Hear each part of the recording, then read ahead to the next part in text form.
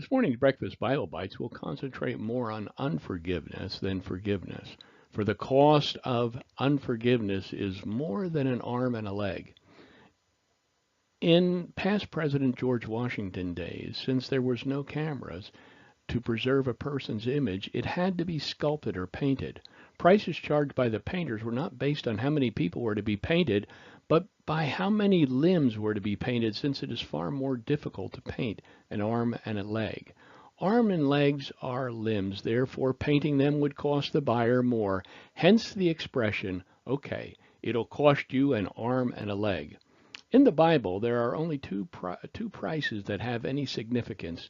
The first is the cost of sin, which is any act that transgresses the will of God, regardless of how mundane it may seem to you and me.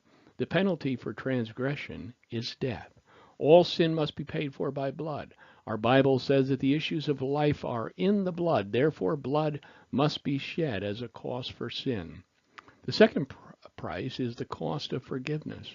When we sin and seek God's forgiveness and companionship, we must tell God that we are sorry, promising a sincere effort not to repeat the transgression, and then we should be eternally appreciative, accepting that God himself paid the price demanded by his justice through the propitiation of his only Son, Jesus.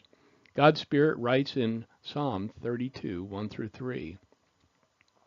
Oh, what joy for those whose disobedience is forgiven, whose sin is put out of sight. Yes, what joy for those whose record of the Lord has been cleared of guilt, whose lives are lived in complete honesty.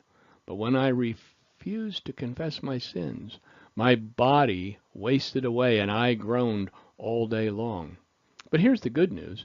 God's Spirit states that the path of restitution through the Apostle John in 1 John 1:9 says, if we confess our sins, he is faithful and just and will forgive our sins and purify us from all unrighteousness.